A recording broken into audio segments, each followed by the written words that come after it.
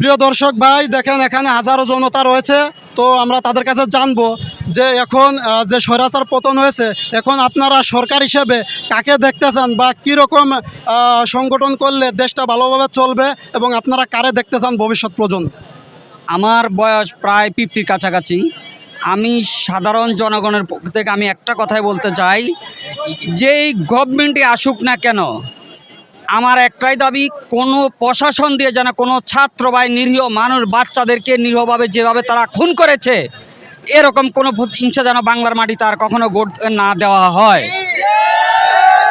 এবং কি আমার আরেকটা দাবি, যেই ধরনের নির্বিচারে অবশেষে মাসুম বাচ্চা থেকে 7 বছরের বাচ্চা থেকে 70 বছর পর্যন্ত পুলিশ প্রশাসন ডিফেন্সের অল ডিপার্টমেন্টে যারা এভাবে নিরীহ মানুষদেরকে মেরেছে, তাদেরকে ঠিক সেভাবে জনতার কাঠগড়ে দাঁড়িয়ে তাদেরকে ব্রাশ ফায়ার করে মারা হোক।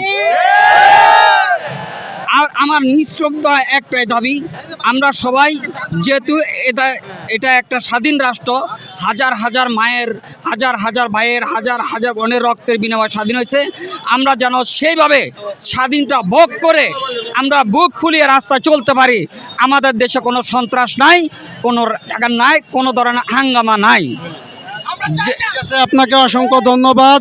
তো এখানে আমাদের আর এক প্রিয় ভাই আছে। তো আমার একটা প্রশ্ন, যে যখন ছাত্রদেরকে মারা হয়েছিল 18 জুলাই আবু সাঈদ যখন মারা যায়, তখন চাইলে তারা থামাইতে পারতো, তো না থামায়ে জিনিসটাকে কন্টিনিউ করে নিয়ে গেছে। এই বিষয়ে আপনি কি বলতে চান? আসলে এতে দেশের কতটা ক্ষতি হয়েছে? দেশের তো অনেক ক্ষতি হয়েছে। আমরা আবু সাঈদ ভাইয়ের বিচার চাই, মুগ্ধ ভাইয়ের বিচার চাই। আজকে যারা ছাত্ররা নির্যাতিত হয়েছে, বিশেষ করে ছাত্রলীগের কাছে, ওই বাংলাদেশের যেন কোনো ছাত্রলীগ না থাকে, কোনো প্রতিষ্ঠানে যেন ছাত্রলীগ না থাকে। আজকে ছাত্রলীগ থাকার কারণে এইসব জঘন্য কাজ হয়েছে। সবাই সাবধান থাকবেন, যার জির বাসা থেকে, যার জির জায়গায় থেকে সবসময় সচেতন থাকলে আর কোনো এরকম দুর্নীতিবাজ, অহংকারী কোনো প্রশাসন, পুলিশ সবাই যেন সাবধান থাকে।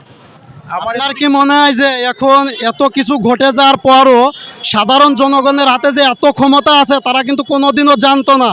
আজকে যখন সবাই একসঙ্গে হয়েছে, তখন তারা বুঝতে পারছে সাধারণ জনতার কি ক্ষমতা। এখন বিষয় হলো, সকল ছাত্রদের প্রতি আপনাদের কি মন্তব্য, মানে কি বলতে চান, তারা কিভাবে পড়াশোনা করবে নেক্সট টাইম?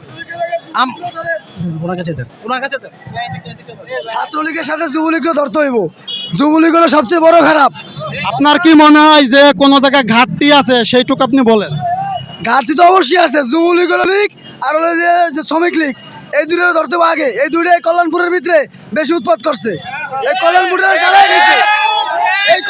জ্বালায় গেছে সবার পুতেরা।